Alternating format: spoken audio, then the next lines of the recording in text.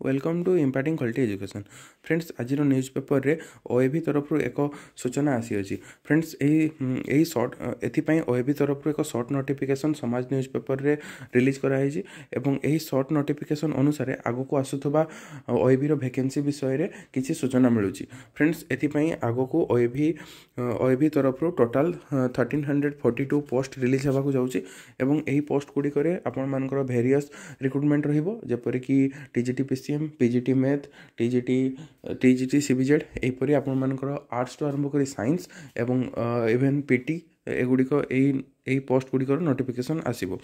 Friends यही notification आपण 1 मे 2024 रु आरंभ करके 30 मे 2024 पर्यंत एप्लाई करेंगे एप्लाई तो आपण मैंने समस्ते जानी ओएबी रो वेबसाइट ऑफिशियल वेबसाइट रे आपण मानक एप्लाई रो लिंक आसीजिवो एवं सेठरे जाय आपण माने एप्लाई करि परिबे आशा करूछि आपण माने टाइम रे आपण निजर फॉर्म भरी देबे एवं आगु को आसुबा एही ओएबी रो रिक्रुटमेंट पई निजको प्रिपेयर करि नेबे एवं एग्जाम रे सफल होबे थैंक यू।